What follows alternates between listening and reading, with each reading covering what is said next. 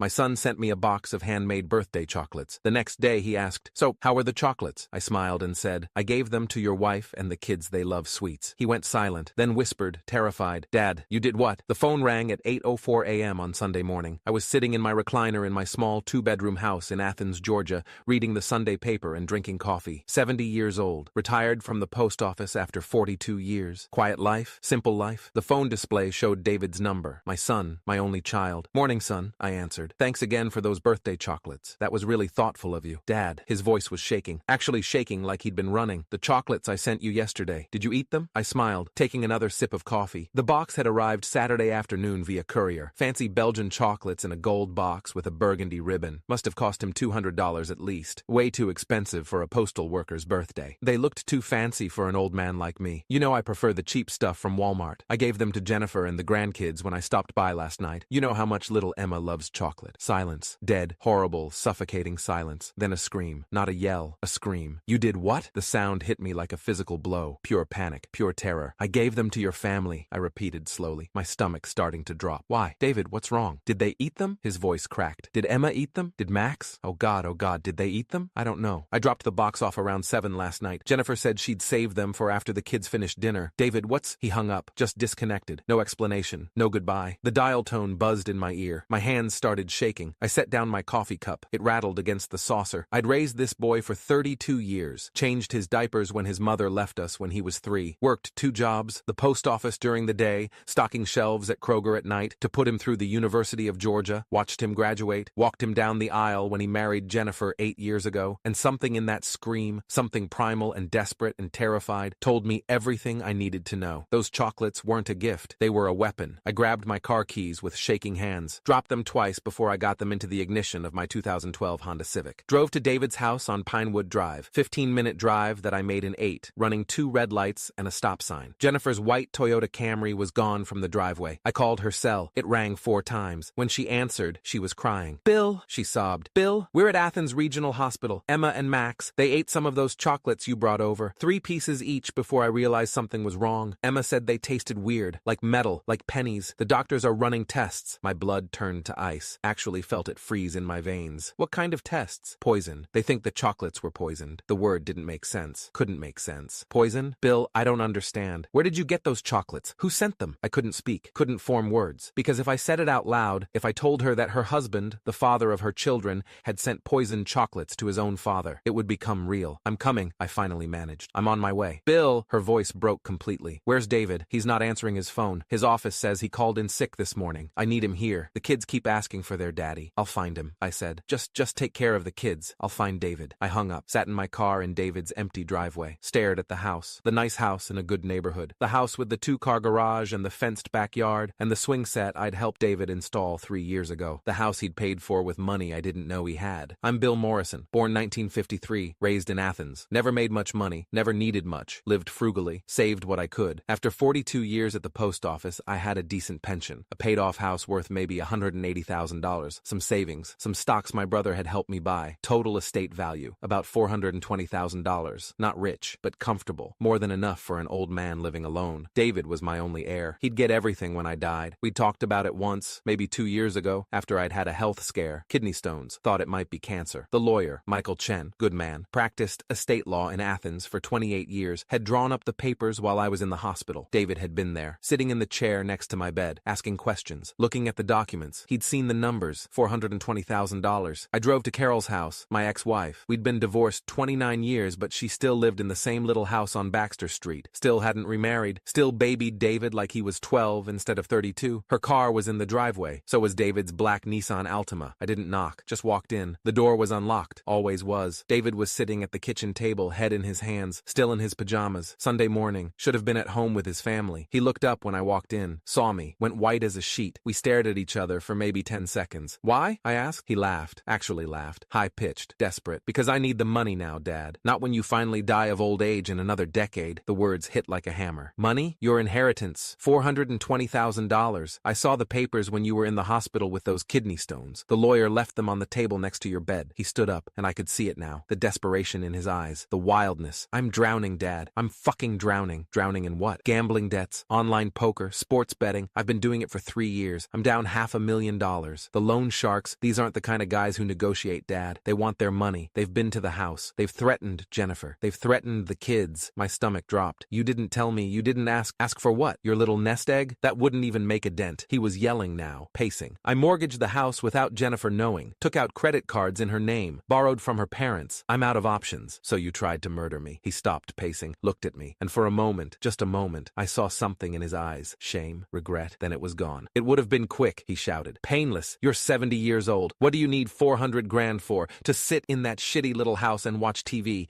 I need it now. I have a family to protect. You almost killed your children. His face twisted. That was your fault. He slammed his fist on the table. A coffee mug jumped. You were supposed to eat them, not share them like some fucking saint. You never eat gifts. You always say they're too fancy. I planned this for weeks. The rage in his voice, the entitlement, the complete absence of remorse. You almost killed Emma and Max, I said quietly. Your own children. Because you gave them the chocolates. You ruined everything. Carol appeared in the doorway. She'd been listening. Her face was pale, shocked. David, she whispered. What have you done? Shut up, Mom. He didn't even look at her. Kept his eyes on me. He deserves this. He's lived his life. He's old. He's got nothing to live for except watching us struggle. Something broke inside me. Not my heart. That had already broken when I'd realized what he'd done. Something deeper. The part of me that was his father. The part that had loved him unconditionally for 32 years. That part died right there in Carol's kitchen. I'm calling the police, I said. No, you won't. David smirked. Actually smirked. You're too weak. You've always been weak. You've never punished me for anything. Never even spanked me when I was a kid. Remember that? Mom used to beg you to discipline me and you never did. He was right. I had been weak. I'd wanted to be the good parent, the one David loved. After Carol left, I'd overcompensated, let him get away with things, made excuses. I'd created this monster. You're right, David, I said calmly. I have been weak. I turned and walked toward the door. See? I told you, he yelled after me. You won't do anything. You never do. Go home, old man. Forget this happened. I'll figure out the debt myself. I got in my car, started the engine, sat there for a moment. Then I called my lawyer. Michael, it's Bill Morrison. I need you to do something for me. Today. Right now. Bill, it's Sunday morning. I'm at church with my son tried to poison me. He sent me chocolates laced with arsenic for my birthday. I gave them to his children. They're in the hospital right now. Silence. Then, I'm leaving church now. Where are you? I need to hire a private investigator. I need documentation, evidence, everything we can find. And Michael, my voice cracked. I need to change my will. Today. I'll make some calls. Meet me at my office in an hour. I drove to Athens Regional Hospital. Found Jennifer in the pediatric wing, 4th floor. She was sitting between two beds. Emma on the left, 8 years old, dark hair like her mother. Max on the right, 6 years old, blonde like David had been as a child. Both of them had IVs. Both looked pale, sick. Jennifer stood when she saw me, hugged me tight. She was shaking. What did the doctors say? I asked. They're running toxicology tests, blood work. They keep asking me where the chocolates came from, what brand, whether I noticed anything unusual. She pulled back, looked at me. Bill, what's going on? Where's David? I couldn't tell her. Not yet. Not until I knew for sure. I don't know, I lied. First lie I'd told her in 8 years of knowing her. A doctor appeared. Young woman, maybe 35, white coat, stethoscope around her neck. Name tag, Dr. Sarah Chen, pediatric emergency medicine, 8 years experience. Mr. Morrison, I'm Dr. Chen. I've been treating Emma and Max. What's wrong with them? She glanced at Jennifer, then at me. Can we speak privately? No, Jennifer said immediately. Whatever you have to say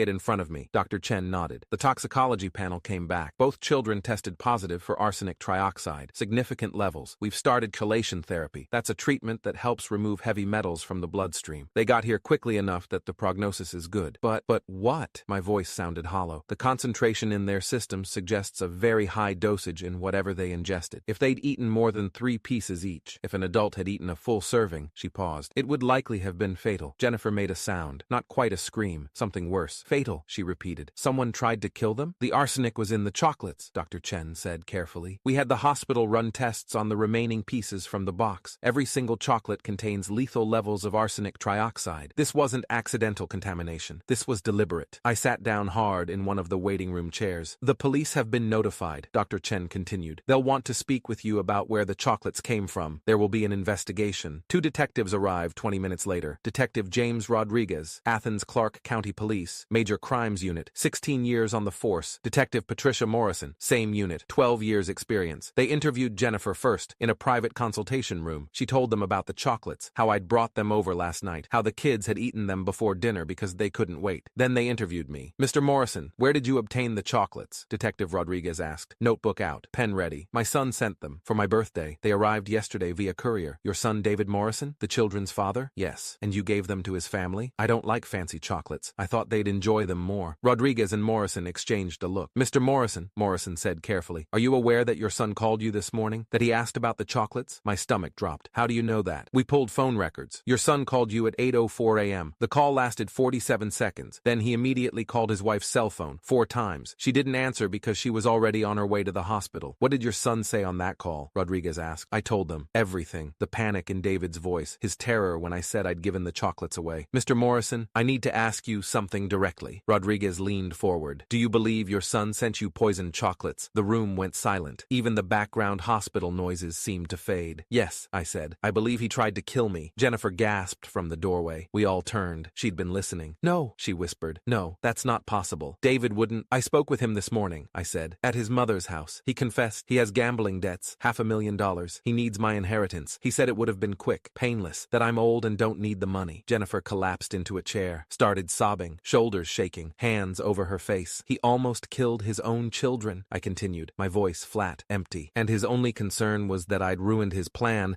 by giving the chocolates away. Rodriguez stood. We need to bring your son in for questioning. Do you know where he is now? He was at his mother's house, 2847 Baxter Street, Carol Morrison. We'll send units there now. He looked at Jennifer. Mrs. Morrison, I know this is difficult, but we'll need you to come to the station to give a formal statement. I want a divorce, Jennifer said suddenly. Looked up at me with red, swollen eyes. Bill, I'm filing for divorce. Today. I don't care what it takes. I'm taking the kids and we're leaving. He's never coming near them again. 3 hours later, David was arrested at Carol's house. Attempted murder, 2 counts of child endangerment, possession of a controlled substance. The police found more arsenic trioxide powder hidden in his car. He fought, screamed, claimed I was lying, that I was a senile old man making up stories. Then they played his phone call recording, the 8:04 a.m. call, the one where he'd panicked. They'd subpoenaed it from his cell carrier. His lawyer, court-appointed, young guy fresh out of law school, told him to stop talking, but David couldn't help himself. In the interrogation room, I know because Rodriguez told me later, David kept insisting it was my fault, that I'd ruined everything by being generous, that I should have eaten the chocolates myself. He never once asked about his children. Michael Chen, my lawyer, worked fast. By Tuesday, we had a full report from the private investigator he'd hired. Patricia Walsh, former Atlanta PD detective, 23 years in law enforcement, now running her own PI firm. She'd found everything. Receipts from Artisan Chocolates of Atlanta, high-end chocolate shop in Buckhead. David had purchased a custom box 2 weeks ago, paid $340 in cash. Text messages between David and someone named Rick discussing solving the problem and making it look natural. Rick turned out to be Ricardo Martinez, known loan shark, currently under investigation by the FBI. Bank records showing David had mortgaged the house for $180,000 without Jennifer's knowledge. Forgery. She hadn't signed the documents. Credit cards opened in Jennifer's name. $47,000 in debt she didn't know about. Online gambling accounts showing losses of $523,000 over 3 years. He's been living a double life, Michael said, spreading the documents across his conference table. Secret accounts, secret debts, criminal associations, and when it all came crashing down, he decided you were the solution. He's my son, I said. The words felt empty. He stopped being your son when he put arsenic in chocolate and tried to kill you. The arraignment was Friday. David pleaded not guilty. His lawyer argued entrapment, coercion, mental incompetence. The prosecutor, Assistant DA Jennifer Walsh, no relation to the PI, 18 years prosecuting major crimes in Georgia, presented the evidence, the phone recordings, the chocolate receipt, the text messages, the arsenic powder in his car. The judge, Marcus Chen, Superior Court, 26 years on the bench, set bail at $500,000. David couldn't make it. Sat in Clark County Jail awaiting trial. Jennifer filed for divorce on Monday. Emergency custody of the children. Restraining order, preventing David from any contact. She moved herself and the kids in with her parents in Watkinsville. Changed her phone number. Changed the locks. Told the kids their daddy was sick and getting help. Emma asked me once, Papa Bill, is Daddy going to jail? Yes, sweetheart. Because he hurt us? Because he made very bad choices. I don't want to see him anymore. You don't have to. 3 weeks after the poisoning, everything was ready. Michael had drawn up new estate documents. The private investigator had compiled a comprehensive report. The prosecutor had built her case. David had been calling me from jail. Collect calls. 10, 15 times a day. I never answered. Let them all go to voicemail. The messages started apologetic. Dad, I'm so sorry. I wasn't thinking straight. Please help me. Please post bail. Then angry. This is your fault. You should have just eaten the fucking chocolates. Now my life is ruined. Then desperate. Dad, please. I need help. The guys I owe money to. They're threatening Mom. They know where she lives. Please, just pay them. Use my inheritance. It's going to be mine anyway. I saved every message. Forwarded them to the prosecutor. I decided I needed closure. Needed to show David, and maybe myself, that I was done being weak. I invited everyone to Sunday dinner, 3 weeks after the poisoning. Emma and Max were home from the hospital, still recovering but healthy. Jennifer had agreed agreed to come, even Carol, despite her protests that I was being too hard on David. I prepared dinner myself. Pot roast, mashed potatoes, green beans, David's favorite meal growing up. They arrived at 5:30 p.m. Jennifer helped the kids wash their hands. Carol set the table. Everyone tried to act normal, but the tension was suffocating. We sat down, said grace, habit from when the kids were smaller, started eating. Then I stood up. I have an announcement to make. Emma looked up from her mashed potatoes. What is it, Papa Bill? I'm giving away my inheritance. Carol set down her fork. Bill, this isn't the time. To the kids, Emma and Max, in trust until they're 25. Jennifer's hand flew to her mouth. The house, the savings, the stocks, the pension benefits, all of it. $423,000, split equally between Emma and Max Morrison. I pulled out the documents, the new will, the trust documents, all signed and notarized. These are your children, I said, looking at Carol, looking at Jennifer. The children David tried to murder for money. Jennifer grabbed the papers, read them, started crying. Bill, you can't. This is too much. It's already done. Michael filed the paperwork yesterday, legal and binding. Emma was confused. Papa Bill, why would Daddy try to hurt us? Because he wanted my money, sweetheart, and he was willing to hurt people to get it. I pulled out the rest of it. The hospital reports showing arsenic poisoning, the toxicology results, the police report, the evidence the private investigator had gathered, receipts from the chocolate shop, text messages to the loan shark, the phone recording where David had panicked when I'd told him about giving away the chocolates. I spread it all across the dining room table. Let Jennifer see it. Let Carol see it. Made it real. David sent me chocolates laced with arsenic for my 70th birthday, I said clearly, calmly. He intended to kill me, to inherit my estate, to pay off his gambling debts. When I gave those chocolates to his children instead, he didn't rush to the hospital to save them. He went to his mother's house to hide, and when I confronted him, he blamed me for ruining his plan. Jennifer was sobbing, full-body sobs. Emma and Max looked terrified. Carol was shaking her head. He's still your son, Bill. He made a mistake. He needs help, not he needs prison, I interrupted. He tried to commit murder. He's a danger to everyone around him. You can't do this to him. He's family. No, I said. He stopped being family the day he chose $400,000 over his children's lives. The doorbell rang. I'd called Detective Rodriguez that morning, told him I had more evidence, told him about the voicemails, asked him to come by at 6 p.m. I opened the door. Rodriguez stood there with Detective Morrison, 2 uniformed officers behind them. Mr. Morrison, Rodriguez said, we have a few follow-up questions about your son's case. Come in, please. I have people here who need to hear this. They walked into the dining room. Jennifer stood up. Carol went pale. Mrs. David Morrison, Rodriguez addressed Jennifer. We want to inform you that additional charges are being filed against your husband. Based on evidence gathered from his jail calls and the ongoing investigation,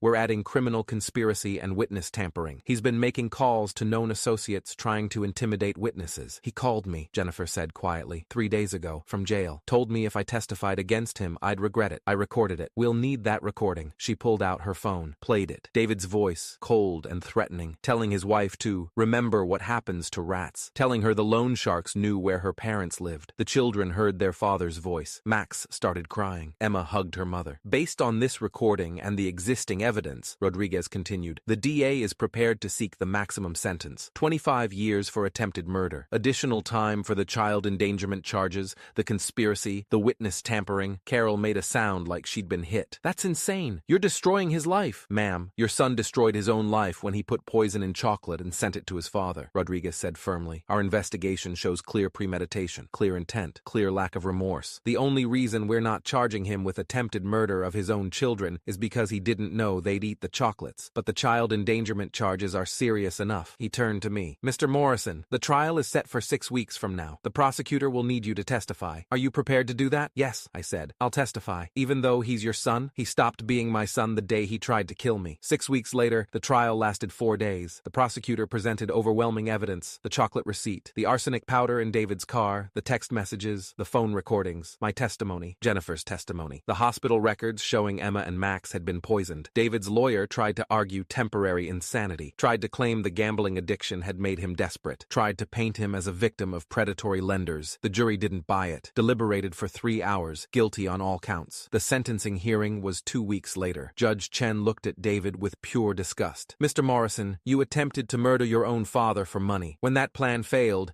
and your children were poisoned instead, you showed no remorse, no concern for their welfare, only anger that your plan had been disrupted. You are a danger to society and to your own family. He sentenced David to 20 years in prison for attempted murder, an additional 5 years for child endangerment, to run consecutively, 25 years total. David would be 57 years old when he got out. His children would be adults. His wife would have moved on. His life would be over. As they led him away in handcuffs, David looked at me one last time. I hope you're happy, he said, voice flat, empty. empty. I'm not happy, I told him. But your children are safe, and they'll have money for college when they turn 25. Money you tried to steal. That's justice. They'll forget about me, probably. But they'll remember what you did, and they'll never let anyone hurt them for money again. The guards took him away. I walked out of that courtroom with Jennifer beside me. She'd remarried, nice guy, accountant, good with the kids. Emma and Max called him Dad now, called me Papa Bill. We drove to my house, the house I'd almost died in, the house that was now in a trust for the grandchildren. I'd be allowed to live there until I died. Then it would belong to Emma and Max, along with everything else I'd saved for 42 years. Not much, not compared to the wealth some people had, but enough to send 2 kids to college, enough to give them a start in life. Carol called me that night. I hope you're satisfied. Your own son is going to prison. My son tried to kill me, then he almost killed his children. He brought this on himself. You could have forgiven him, could have helped him. I helped him for 32 years, made excuses, enabled him. Look where that got us. He's still your blood. Blood doesn't mean anything when it's poisoned with arsenic and greed. I hung up, blocked her number. She'd chosen David over truth. Let her live with that choice. I'm writing this 2 years after the poisoning. Emma is 10 now. Max is 8. They're thriving. Therapy helped. Time helped. Distance from their father helped. They ask about him sometimes. Is Daddy still in prison? Yes. Will he ever come out? In many years, when you're much older. Will we have to see him? Only if you want to. We don't want to. Then you won't have to. David writes letters sometimes. To Jennifer. To the kids. To me. Jennifer throws them away unopened. She got a restraining order that extends to written correspondence. The kids don't know he writes. Don't need to know. The money sits in trust. Growing. Invested in index funds. By the time Emma turns 25, her half will be worth maybe $300,000. Enough to buy a house. Start a business. Live without debt. Max is half the same. They'll never have to struggle the way I struggled. Never have to work 2 jobs to make ends meet. Never have to choose between eating and saving. That's what David's greed bought them. Freedom. People ask me if I'm angry, if I hate my son. I don't. Hate requires caring. Anger requires connection. David severed that connection when he dissolved arsenic into Belgian chocolate and mailed it to me with a birthday card